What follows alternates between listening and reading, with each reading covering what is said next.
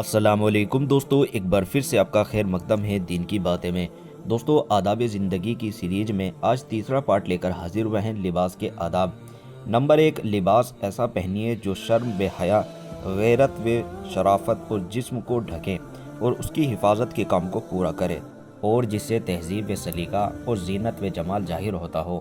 قرآن پاک میں اللہ تعالیٰ نے اپنی اس نعمت کا ذکر کرتے ہوئے ارشاد فرمایا: اے آدم کی اولاد، ہم نے تم پر لباس اتارا ہے کہ تمہارے جسم کی شرمگاہوں کو ڈھکے اور تمہارے لیے زینت اور حفاظت کا ذریعہ بھی ہو۔ قرآن مجید کے اکت آیت میں عربی شبد رش آیا ہے۔ رش دراصل چڑیوں کے پنکھوں کو کہتے ہیں۔ چڑیوں کے پنکھ اس کے لیے خوبصورتی کا بھی ذریعہ ہے اور جسم کی حفاظت کا بھی۔ عام استعمال میں رش شبد جمال و زینت اور بہت اچھے لباس کے لیے بولا جاتا ہے۔ لباس کا مقصد ساج سجا اور جسم کو موسم کے اثر سے بچانا بھی ہے، لیکن پہلا مقصد شرمگاہ کو ڈھکیں۔ خدا نے شرم و حیا کی فطرت میں پیدا کیا ہے۔ یہی وجہ ہے کہ جب حضرت آدم علیہ السلام اور حضرت حوا علیہ السلام سے جنت کا اچھا لباس اتروا دیا گیا تو وہ جنت کے پیڑوں کے پتوں سے اپنے جسم کو ڈھکتے تھے۔ اس لیے لباس میں اس مقصد کو سب سے زیادہ اپنے سامنے رکھیے اور ایسا لباس چنیے جس سے شرمگاہ کو ڈھکنے کا مقصد اچھی طرح پورا ہو سکے۔ ساتھ ہی اس کا بھی اہتمام کیجیے کہ لباس موسم کے اثر سے جسم کی حفاظت کرنے والا بھی ہو اور ایسے سلیقے کا لباس ہو جو زینت و جمال کی تہذیب کا بھی ذریعہ ہو۔ ایسا نہ ہو کہ اسے پہن کر آپ کوئی عجوبہ یا کھلونا بن جائیں اور لوگوں کے لیے ہنسی اور دل لگی کا سامان اکٹھا ہو جائیں۔ نمبر 2، لباس پہنتے وقت یہ سوچیے کہ یہ نعمت ہے جس سے خدا نے صرف انسان کو نوازا، دوسری مخلوق یعنی جیو اس سے محروم ہے۔ اس خاص بخشش و انعام پر خدا کا شکر ادا کیجیے اور خدا کی ناشکری اور نافرمانی کبھی نہ کیجیے۔ لباس خدا کی ایک زبردست نشانی ہے۔ لباس پہنے تو اس احساس کو تازہ کیجیے اور شکر گزاری کے جذبوں کو اس دعا کے لفظوں میں ظاہر کیجیے جو نبی صلی اللہ علیہ وسلم نے مومنوں کو سکھائی ہے۔ نمبر 3، بہترین لباس تقوی کا لباس ہے۔ تقوی کے لباس سے باطنی پاکیزگی بھی مراد ہے اور ظاہری پاکیزگی کا لباس بھی، یعنی ایسا لباس پہنیے جو شریعت کی نظر میں پرہیزگاری کا لباس ہو، جس سے گھمنڈ اور غرور ظاہر نہ ہوتا ہو، جو نہ عورتوں کے لیے مردوں جیسا بننے کا ذریعہ ہو اور نہ مردوں کے لیے عورتوں جیسا بننے کا ذریعہ ہو۔ ایسا لباس پہنیے جس کو دیکھ کر محسوس ہو سکے کہ لباس پہننے والا کوئی شریف اور بھلا آدمی ہے، اور عورتیں لباس کی ان حدوں کو دھیان میں رکھیں جو شریعت نے ان کے لیے مقرر کر دی، اور مرد ان حدوں کا خیال رکھیں جو شریعت نے ان کے لیے مقرر کی ہے۔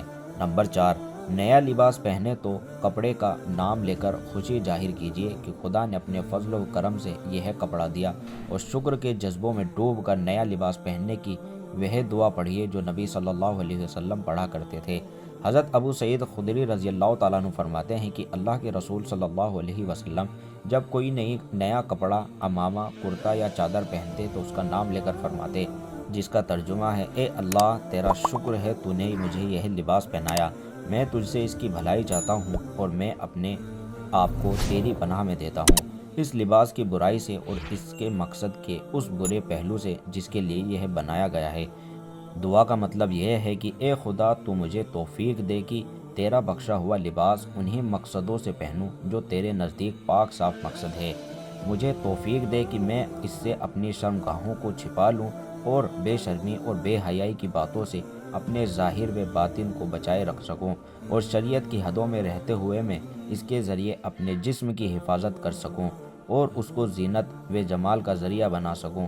کپڑے پہن کر نہ تو دوسروں پر اپنی بڑائی جتاؤں، نہ گھمنڈ کروں اور نہ تیری اس نعمت کو استعمال کرنے میں شریعت کی ان حدوں کو توڑوں جو تو نے اپنے بندوں اور بندیوں کے لیے مقرر فرمائی ہے۔ حضرت عمر رضی اللہ تعالیٰ عنہ کا بیان ہے کہ نبی صلی اللہ علیہ وسلم نے ارشاد فرمایا: جو آدمی نئے کپڑے پہنے اگر وہ گنجائش رکھتا ہو تو اپنے پرانے کپڑے کسی غریب کو خیرات میں دے دے، اور نئے کپڑے پہنتے وقت یہ دعا پڑھے، جس کا ترجمہ ہے: ساری تعریف اور حمد اس خدا کے لیے ہے جس نے مجھے یہ کپڑے پہنائے جس سے میں اپنی شرمگاہ ڈھکتا ہوں، اور جو اس زندگی میں میرے لیے حسن و جمال کا ذریعہ بھی ہیں۔ جو آدمی بھی نئے کپڑے پہنتے وقت یہ دعا پڑھے گا، اللہ تعالیٰ اس کو زندگی میں بھی اور موت کے بعد بھی اپنی حفاظت اور نگرانی میں رکھیں گے۔ نمبر 5، کپڑے پہنتے وقت سیدھی طرف کا خیال رکھیے۔ قمیض، کرتا، شیروانی اور کوٹ وغیرہ پہنے تو پہلے سیدھی آستین پہنیے، اور اسی طرح پاجامہ وغیرہ پہنے تو پہلے سیدھے پیر میں پائچہ ڈالیے۔ نبی اکرم صلی اللہ علیہ وسلم جب قمیض پہنتے تو پہلے دائیں ہاتھ کو آستین میں ڈالتے، پھر بائیں ہاتھ کو آستین میں ڈالتے۔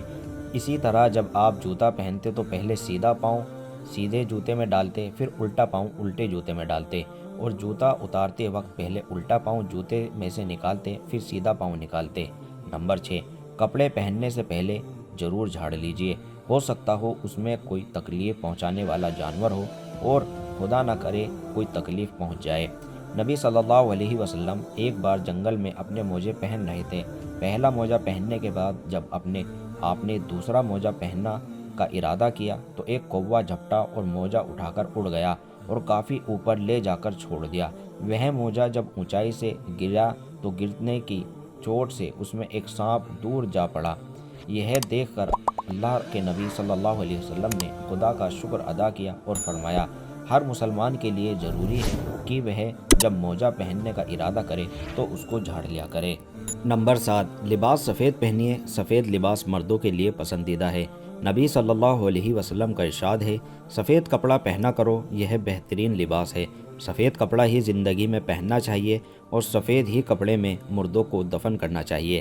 ایک ان موقع پر نبی صلی اللہ علیہ وسلم نے ارشاد فرمایا، سفید کپڑے پہنا کرو کیونکہ سفید کپڑا زیادہ صاف ستھرا رہتا ہے اور اسی میں اپنے مردوں کو دفنایا کرو۔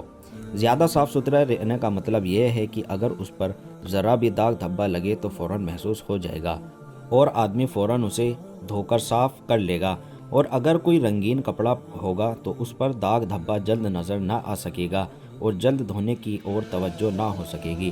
صحیح بخاری میں ہے کہ نبی صلی اللہ علیہ وسلم سفید کپڑا پہنا کرتے تھے، یعنی آپ نے خود بھی سفید کپڑا پہننا پسند کیا اور امت کے مردوں میں بھی اسی کے پہننے کا چاؤ پیدا کیا۔ نمبر 8، پاجامہ اور لنگی وغیرہ کو ٹخنے سے اونچا رکھیے۔ جو لوگ گھمنڈ میں اپنا پاجامہ یا لنگی وغیرہ لٹکا لیتے ہیں، نبی صلی اللہ علیہ وسلم کی نظر میں وہ ناکام اور نامراد لوگ ہیں اور سخت عذاب کے حقدار ہیں۔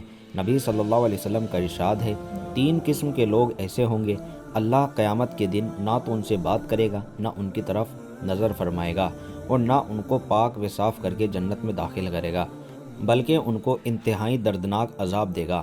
حضرت ابو ذر غفاری رضی اللہ تعالیٰ عنہ نے پوچھا، اے اللہ کے رسول صلی اللہ علیہ وسلم، یہ ناکام و نامراد لوگ کون ہیں؟ نبی صلی اللہ علیہ وسلم نے ارشاد فرمایا، پہلا وہ جو گھمنڈ میں اپنا تہمن ٹخنوں سے نیچے لٹکاتا ہے، دوسرا وہ آدمی جو احسان جتاتا ہے، اور تیسرا وہ آدمی جو جھوٹی قسموں کے سہارے اپنی تجارت کو چمکانا چاہتا ہے۔ حضرت عبید بن خالد رضی اللہ تعالیٰ عنہ اپنا ایک واقعہ بیان فرماتے ہیں کہ میں ایک بار مدینہ منورہ میں جا رہا تھا کہ میں نے اپنے پیچھے یہ کہتے ہوئے سنا، اپنا تہمن اوپر اٹھا لو، کہ اس سے آدمی ظاہری گندگی سے بھی بچا رہتا ہے اور باطنی گندگی سے بھی۔ میں نے گردن پھیرا کر جو دیکھا تو نبی صلی اللہ علیہ وسلم تھے۔ میں نے عرض کیا، یا اللہ کے رسول، یہ تو ایک معمولی سی چادر ہے، بھلا اس میں کیا گھمنڈ ہو سکتا ہے؟ نبی صلی اللہ علیہ وسلم نے ارشاد فرمایا، کیا تمہارے لیے میری پیروی ضروری نہیں؟ میں نے نبی صلی اللہ علیہ وسلم کے لفظ سنے تو فوراً میری نگاہ آپ کے تہمن پر پڑی۔ میں نے دیکھا کہ آپ کا تہمن آدھی پنڈلی تک اونچا ہے۔ نبی صلی اللہ علیہ وسلم کا یہ ارشاد ہے کہ ٹخنوں سے اونچا پاجامہ اور لنگی وغیرہ پہننے سے آدمی ہر طرح کی ظاہری اور باطنی گندگیوں سے بچ جاتا ہے۔ بڑے ہی معنی والا ہے۔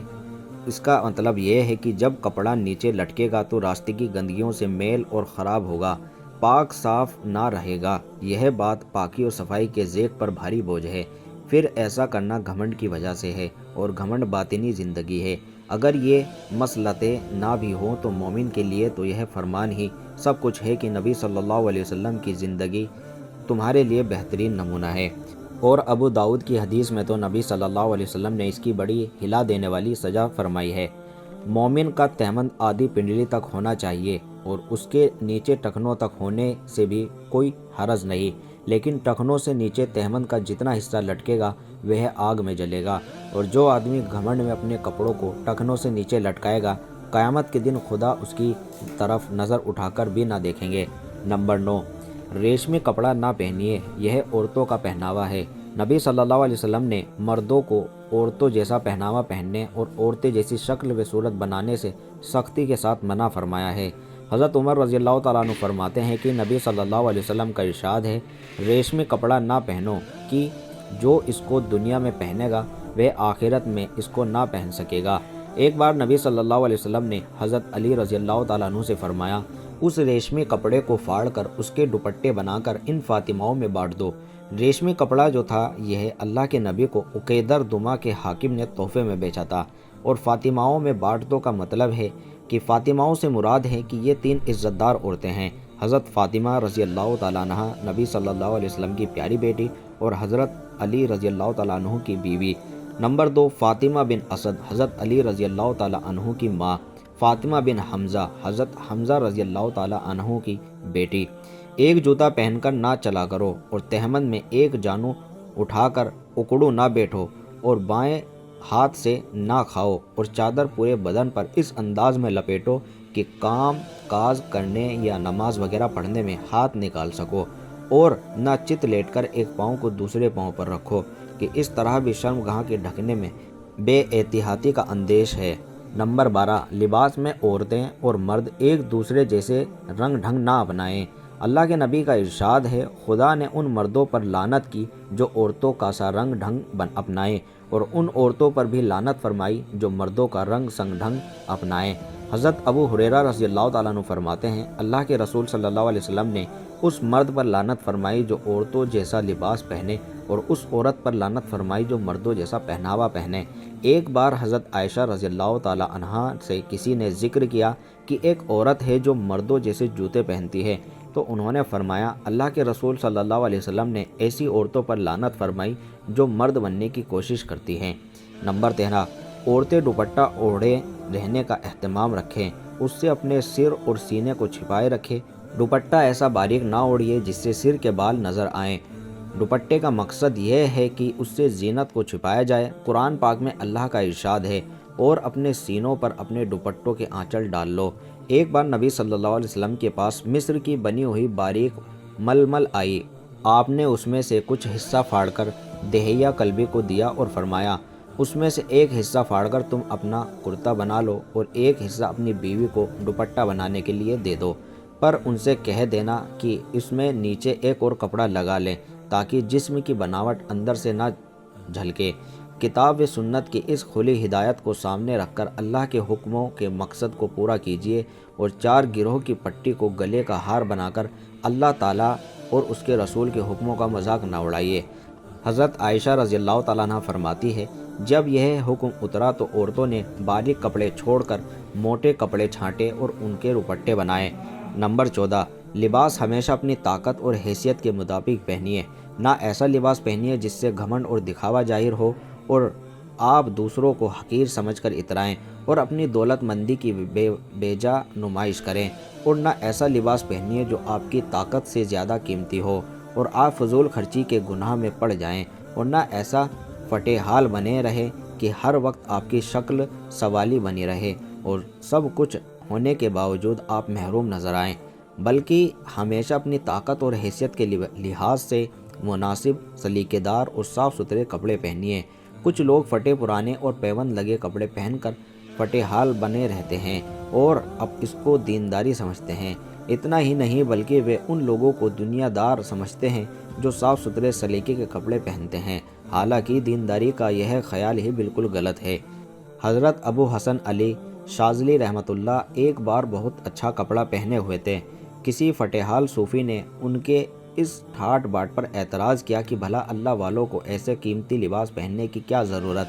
حضرت شاذلی نے جواب دیا، بھائی یہ شان و شوکت سب سے بڑے شان والے خدا کی حمد و شکر کو ظاہر کرنے کے لیے ہے، تمہارا یہ پھٹے حال ہونا ہاتھ پھیلانے جیسا ہے۔ اصل بات تو یہ ہے کہ دینداری نہ پھٹے پرانے پیوند لگے گھٹیا کپڑوں کے پہننے کا نام ہے اور نہ شاندار کپڑوں کے پہننے کا نام، بلکہ دینداری تو آدمی کی نیت اور اس کی صحیح سوچ کے مطابق قائم ہوتی ہے۔ صحیح بات تو یہ ہے کہ آدمی ہر معاملے میں اپنی طاقت اور حیثیت کا خیال رکھے اور بیچ کا راستہ اپنائے، نہ پھٹے حال ہو کر من کو موٹا ہونے کا موقع دے اور نہ تڑک بھڑک کے کپڑے پہن کر گھمنڈ کو ظاہر کرے۔ حضرت ابو الاحوص رحمۃ اللہ کے باپ اپنا ایک واقعہ نقل کرتے ہیں کہ ایک بار میں نبی صلی اللہ علیہ وسلم کی خدمت میں حاضر ہوا۔ اس وقت میرے جسم پر نہایت ہی گھٹیا اور معمولی کپڑے تھے۔ نبی صلی اللہ علیہ وسلم نے پوچھا، کیا تمہارے پاس مال و دولت ہے؟ میں نے کہا جی ہاں۔ پوچھا کس طرح کا مال ہے؟ میں نے کہا خدا نے مجھے ہر قسم کا مال دے رکھا ہے، اونٹ بھی ہیں، گائیں بھی ہیں، بکریاں بھی ہیں، گھوڑے بھی ہیں، نوکر چاکر بھی ہیں۔ نبی صلی اللہ علیہ وسلم نے فرمایا، جب خدا نے تمہیں مال و دولت دے رکھا ہے تو اس کی مہربانی کا اثر تمہارے جسم پر ظاہر ہونا چاہیے۔ مطلب یہ ہے کہ خدا نے تم کو سب کچھ دے رکھا ہے تو پھر تم نے غریبوں اور فقیروں کی طرح اپنا حلیہ کیوں بنا رکھا ہے؟ یہ تو خدا کی ناشکری ہے۔ حضرت جابر رحمت رضی اللہ تعالیٰ عنہ کا بیان ہے کہ ایک بار نبی صلی اللہ علیہ وسلم ملاقات کی غرض سے ہمارے یہاں تشریف لائے تو آپ صلی اللہ علیہ وسلم نے ایک آدمی کو دیکھا جو گرد و غبار میں اٹا ہوا تھا اور اس کے بال بکھرے ہوئے تھے۔ نبی صلی اللہ علیہ وسلم نے فرمایا، کیا اس آدمی کے پاس کوئی کنگھی نہیں جس سے یہ اپنے بالوں کو ٹھیک کر لے؟ اور آپ صلی اللہ علیہ وسلم نے دوسرا آدمی کو دیکھا جس نے میلے کپڑے پہن رکھے تھے۔ آپ صلی اللہ علیہ وسلم نے فرمایا، کیا اس آدمی کے پاس یہ چیز یعنی صابن وغیرہ نہیں ہے جس سے یہ اپنے کپڑوں کو دھو لے؟ ایک آدمی نے نبی صلی اللہ علیہ وسلم سے کہا، اے اللہ کے رسول، میں چاہتا ہوں کہ میرا پہناوا بہت عمدہ ہو، سر میں تیل لگا ہوا ہو، جوتے بھی اچھے ہو۔ اسی طرح اس نے بہت سی چیزوں کا ذکر کیا، یہاں تک کہ اس نے کہا، میرا جی چاہتا ہے کہ میرا کوڑا بھی نہایت عمدہ ہو۔ نبی صلی اللہ علیہ وسلم نے اس کی باتیں سنتے رہے، پھر فرمایا، یہ ساری باتیں پسندیدہ ہے اور خدا اس اچھے ذوق کو اچھی نظر سے دیکھتا ہے۔ حضرت عبداللہ بن عمر رضی اللہ تعالیٰ عنہ کہتے ہیں کہ میں نے اللہ کے رسول صلی اللہ علیہ وسلم سے پوچھا، اے اللہ کے رسول، کیا یہ گھمنڈ ہے کہ میں اچھے اور عمدہ کپڑے پہنوں؟ نبی صلی اللہ علیہ وسلم نے ارشاد فرمایا، نہیں، یہ تو خوبصورتی ہے اور خدا اس خوبصورتی کو پسند کرتا ہے۔ حضرت عبداللہ بن عمر رضی اللہ تعالیٰ عنہ کا بیان ہے کہ نبی صلی اللہ علیہ وسلم نے فرمایا، نماز میں دونوں کپڑے پہن لیا کرو، یعنی پورا لباس پہن لیا کرو۔ خدا زیادہ حقدار ہے کہ اس کی حضوری میں آدمی اچھی طرح بن سنور کر جائے۔ حضرت عبداللہ بن مسعود رضی اللہ تعالیٰ عنہ کا بیان ہے کہ نبی صلی اللہ علیہ وسلم نے ارشاد فرمایا، جس کے دل میں ذرا بھی گھمنڈ ہوگا وہ جنت میں نہ جائے گا۔ ایک آدمی نے پوچھا، ہر آدمی یہ چاہتا ہے کہ اس کے کپڑے اچھے ہوں، اس کے جوتے اچھے ہوں۔ نبی صلی اللہ علیہ وسلم نے فرمایا، خدا خود جمال والا ہے اور جمال کو پسند کرتا ہے، یعنی اچھا پہناوا گھمنڈ نہیں ہے۔ گھمنڈ تو اصل میں یہ ہے کہ آدمی حق سے بے نیازی کرتے ہیں اور لوگوں کو نیچا اور ذلیل سمجھتے ہیں۔ نمبر 15، پہننے، اوڑھنے اور بناؤ شنگار کرنے میں بھی ذوق اور سلیقے کا پورا خیال رکھیے۔ گریبان کھولے پھرنا، الٹے سیدھے بٹن لگانا، ایک پائچہ چڑھانا اور ایک نیچے رکھنا، ایک جوتا پہن کر چلنا یا الٹے ہوئے بال رکھنا، یہ سبھی باتیں ذوق اور سلیقے کے خلاف ہے۔ ایک بار نبی صلی اللہ علیہ وسلم مسجد میں تشریف رکھے تھے کہ اتنے میں ایک آدمی وہاں آیا، اس کے سر اور داڑھی کے بال بکھرے ہوئے تھے۔ نبی صلی اللہ علیہ وسلم نے اپنے ہاتھ سے اس کی اور اشارہ کیا، جس کا مطلب یہ تھا کہ جا کر اپنے سر کے بال اور داڑھی کو سنوارو۔ چنانچہ وہ آدمی گیا اور بالوں کو بنا سنور کر آیا تو آپ نے ارشاد فرمایا، کیا یہ زینت اور ساج سجا اس سے بہتر نہیں کہ آدمی کے بکھرے ہوئے بال ہوں؟ ایسا معلوم ہوتا ہے کہ گویا وہ شیطان ہے۔ حضرت ابو ہریرہ رضی اللہ تعالیٰ عنہ فرماتے ہیں کہ نبی صلی اللہ علیہ وسلم نے ارشاد فرمایا، ایک جوتا پہن کر کوئی نہ چلے، یا دونوں پہن کر چلے یا دونوں اتار کر چلے۔ اور اسی حدیث کی روشنی میں علماء نے ایک آستین اور ایک موزہ پہننے سے بھی منع کیا۔ نمبر 16، لال اور شوخ یعنی گہرا یا تیز رنگ، تڑک بھڑک پہناؤ اور نمائش کالے اور گیرواں کپڑے پہننے سے بھی پرہیز کیا۔ لال اور شوخ رنگ اور تڑک بھڑک لباس عورتوں ہی کے لیے مناسب ہے اور ان کو بھی حدوں کا خیال رکھنا چاہیے۔ رہی نمائش لمبے چوڑے زبے یا کالے اور گیرواں جوڑے پہن کر دوسروں کے مقابلے میں اپنی برتری دکھانا اور اپنا بڑپن جتانا، تو یہ سراسر گھمنڈ کی نشانی ہے۔ اسی طرح ایسے عجیب و غریب کپڑے اور ایسے کپڑے جن کا مذاق اڑایا جائے نہ پہنیے، جس کے پہننے سے آپ خواہ مخواہ عجوبہ بن جائیں اور لوگ آپ کو ہنسی اور دل لگی کی چیز سمجھیں۔ نمبر 17، ہمیشہ سادہ وقار والا اور تہذیب کا لباس پہنیے اور پہناوے پر ہمیشہ درمیانی خرچ کیجیے۔ لباس میں آرام پسندی اور ضرورت سے زیادہ نزاکت سے پرہیز کیجیے۔ نبی صلی اللہ علیہ وسلم کا ارشاد ہے، آرام پرستی سے دور رہو، اس لیے کہ خدا کے پیارے بندے آرام پسند نہیں ہوتے۔ اور نبی صلی اللہ علیہ وسلم نے یہ ارشاد فرمایا، جس آدمی نے حیثیت اور طاقت کے باوجود خاک ساری اور عاجزی کی غرض سے لباس میں سادگی اپنائی تو خدا اس کو شرافت اور بزرگی کے لباس سے سجائے گا۔ صحابہ کرام رضی اللہ تعالیٰ عنہ ایک دن بیٹھے دنیا کا ذکر کر رہے تھے تو نبی صلی اللہ علیہ وسلم نے ارشاد فرمایا، لباس کی سادگی ایمان کی نشانیوں میں سے ایک ہے۔ ایک بار نبی صلی اللہ علیہ وسلم نے فرمایا، خدا کے بہت سے بندے جن کی ظاہری حالت نہایت ہی معمولی ہوتی ہے، بال پریشان اور غبار میں اٹے ہوئے، کپڑے معمولی اور سادہ ہوتے ہیں، لیکن خدا کی نظر میں ان کا رتبہ اتنا بلند ہوتا ہے کہ اگر وہ کسی بات پر قسم کھا بیٹھے تو خدا ان کی قسم کو پورا ہی فرما دیتا ہے۔ اس قسم کے لوگوں میں سے ایک برا بن مالک رضی اللہ تعالیٰ عنہ بھی ہیں۔ نمبر 18، خدا کی اس نعمت کا شکر ادا کرنے کے لیے ان غریبوں کو بھی پہنائیں جن کے پاس تن ڈھکنے کے لیے کچھ نہ ہو۔ نبی صلی اللہ علیہ وسلم کا ارشاد ہے، جو آدمی کسی ایمان والے کو کپڑے پہنا کر ان کی تن پوشی کرے گا تو اللہ تعالیٰ قیامت کے دن جنت کا ہرا کپڑا پہنا کر ان کی تن پوشی فرمائے گا۔ اور پیارے نبی صلی اللہ علیہ وسلم نے بھی ارشاد فرمایا ہے کہ کسی مسلمان اپنے مسلمان بھائی کو کپڑے پہنائے تو جب تک وہ کپڑے پہننے والے کے بدن پر رہیں گے، پہننے والے کو خدا اپنی نگرانی و حفاظت میں رکھے گا۔